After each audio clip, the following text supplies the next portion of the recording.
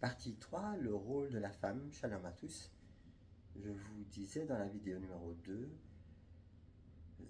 pourquoi à cause des anges? Le mystère de la désobéissance et de la restauration en Yahushua. Donc, comme je vous l'ai dit, l'humain original était mâle et femelle en un seul être. Genèse 1, 27, Elohim créa l'humain à son image. Il le créa à l'image d'Elohim, il les créa mâle et femelle. Au commencement, donc, Adam, le premier humain, portait en lui le masculin et le féminin. L'unité parfaite à l'image de Yahweh. Ce n'est qu'ensuite que la femme fut séparée de l'homme, Genèse 2, 21-22, manifestant donc extérieurement ce qui existait spirituellement à l'intérieur. Cette séparation n'est pas un mal en soi, mais une manifestation de cette complémentarité dans la création.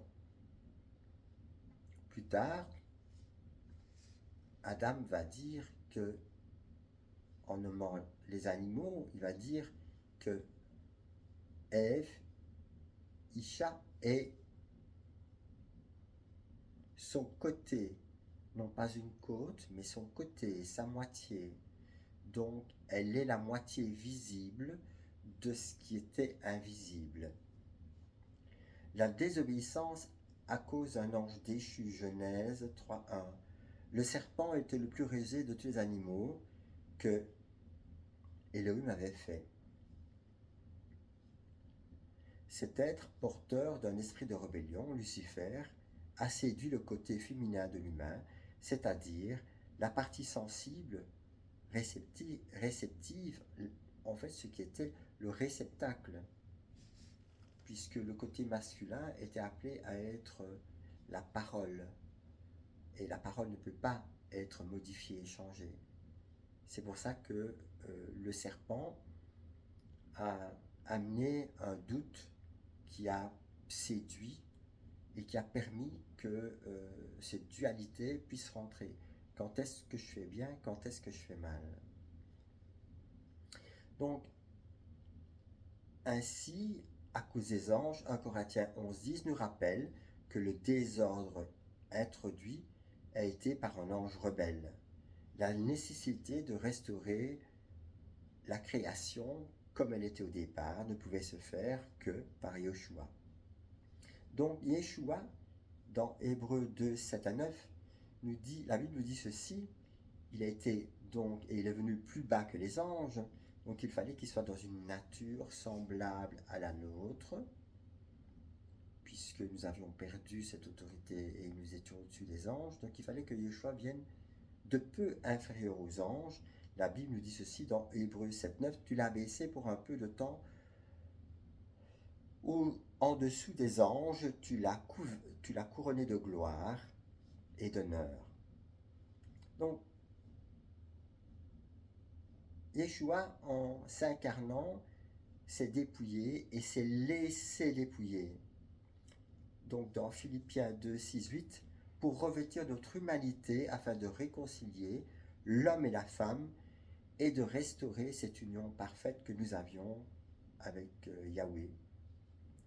Là où le premier Adam a échoué à cause d'un ange déchu, le second Adam a obéi au Père jusqu'à la mort. À cause des anges nous rappelle donc l'ordre divin. Dans 1 Corinthiens 11.10, c'est pourquoi la femme, à cause des anges, doit avoir sur la tête une marque d'autorité. Cette marque d'autorité, elle est aussi valable pour les hommes. On a l'exemple dans la parole de Dieu où les deux fils du grand prêtre ont voulu exorciser un homme qui était possédé et l'homme démonisé s'est jeté sur eux, les a battus et ils se sont enfuis tout nus. Pourquoi tout nus? Mais parce qu'ils n'avaient aucune couverture spirituelle, bien que parlant au nom de Christ. Le fait de parler au nom de Christ n'attribue pas et ne donne pas une autorité. L'autorité n'est exercée qu'à partir du moment où Christ vit en nous. c'est tout à fait différent. Donc, nous devons nous soumettre à l'ordre divin pour ne plus tomber sous l'influence d'un ange déchu et rebelle. La couverture spirituelle est le symbole de la soumission à Yahweh pour rester sous son autorité. Conclusion, l'épouse du Mashiach doit écouter l'Esprit Saint et être soumise à la parole. L'épouse qui est l'Ecclésia, la femme doit être soumise à son mari et le mari doit être soumis à Dieu, à Elohim. C'est pour ça que, une fois que cet ordre spirituel est bouleversé, quand la femme commence à enseigner, elle prend l'autorité de la parole et elle se place au-dessus de la parole. Et l'homme qui n'exerce pas l'autorité que Dieu lui a donnée parce qu'il se laisse faire, devient, comme de la parole de Dieu, un Akab.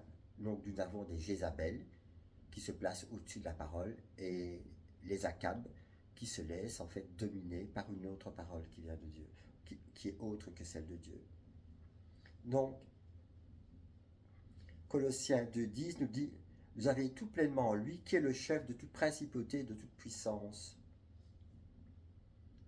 Nous avions cité tout à l'heure à la réunion Romains 8, 38-39. Car il n'y a aucune hauteur, aucune profondeur, etc., etc. Rien, ni le présent, ni le futur, rien ne peut nous séparer de l'amour manifesté par Christ sur la croix. Rien, sauf le passé. Donc si vous lisez ce verset, vous verrez que vivre le présent en Christ, c'est accepter que le passé que nous avons eu a été réconcilié avec Dieu, et c'est le principe de racheter le temps. Un jour, je lui dis, Seigneur, mais comment peut-on racheter le temps? Le temps est racheté quand il est intégré dans la dimension spirituelle. Savoir que dans tous les chemins de notre vie, Dieu était là, c'est lui qui nous a appelés, choisis, prédestinés pour être son ecclésia. Shalom.